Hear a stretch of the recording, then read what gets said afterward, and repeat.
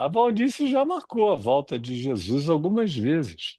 Numa É delas, a esse. minha mulher estava presente no auditório, se levantou e saiu. Ficou disse, pelo amor de Deus, como é que essa mulher tem coragem de cometer uma heresia dessa? Sabe qual é o problema? Uhum. Ninguém cobra depois. É como o É, Rodrigo é. Silva Você pode defendendo a Ellen errar. Eu White. nunca vi isso. Você pode errar a data de boa E que depois depois fica, eles vida dão um que segue. jeito. Eles dão um jeito. A Ellen White dos Adventistas marcou também.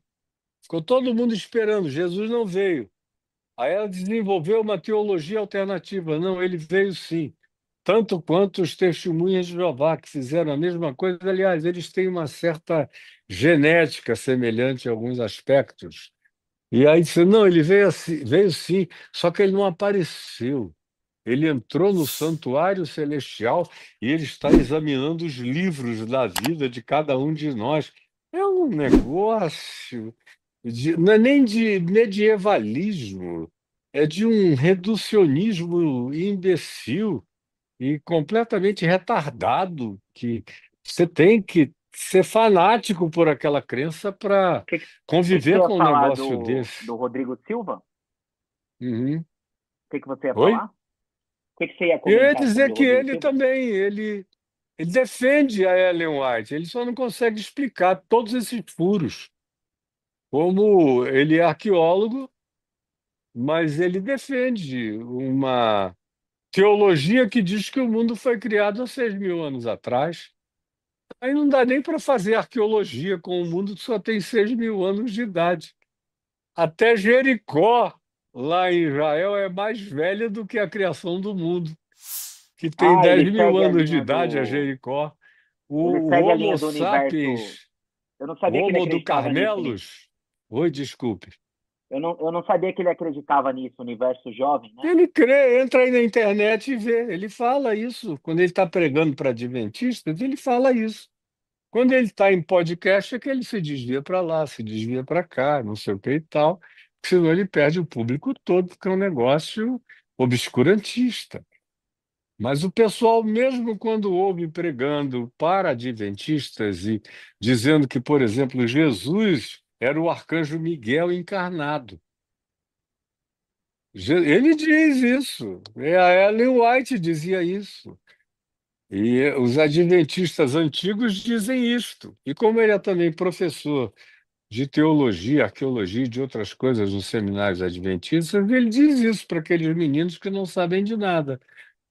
Mas quando os garotos começam a aprender alguma coisa, olha, vão embora, como o Tiago Arraes, como Alan Gentil, como o Gonçalves, que é um querido que também foi embora, e dezenas de outros que se evadiram de lá porque não suportavam a mentira doutrinária daquilo. Quando o cara começa a estudar o Novo Testamento, ele verifica que não tem cronologia nenhuma para a volta de Jesus.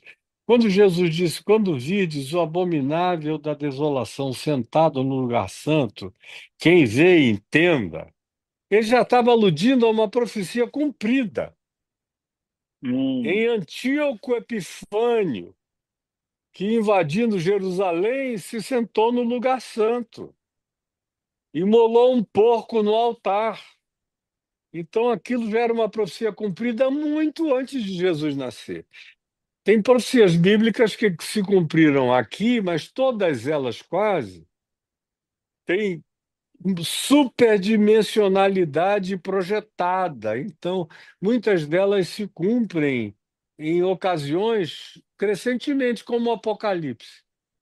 Tem uma dimensão do Apocalipse que foi completamente exaurida nos dias do João do Apocalipse, exceto pela volta de Jesus, que é o que projeta o Apocalipse para o futuro. Mas em cada nova geração, os mesmos fenômenos apocalípticos, que para você entender bem o Apocalipse, você tem que entender que ele apresenta uma quantidade enorme de fenômenos arquetípicos que se repetem de geração em geração. E eu costumo dizer que a história avança num tempo linear, no espaço-tempo, que cresce na perspectiva de uma espiral que vai aumentando. Boa, boa. Vai aumentando. É como quem está numa Inclusive, escada espiral, que começa inclusive estreita. esse conceito que você está usando é reconhecido pela sociologia. Bom, eu não sei se é, eu sei que na minha mente nasceu de dentro de mim. Eu não me servi de nenhum sociólogo histórico, de nenhum historiador, de ninguém. Para mim era óbvio. Lendo o Apocalipse foi que eu depreendi esse significado. E lendo a história foi que eu depreendi esse significado. E bom para a sociologia se ela concorda com isso, mas eu aprendi isso na Bíblia.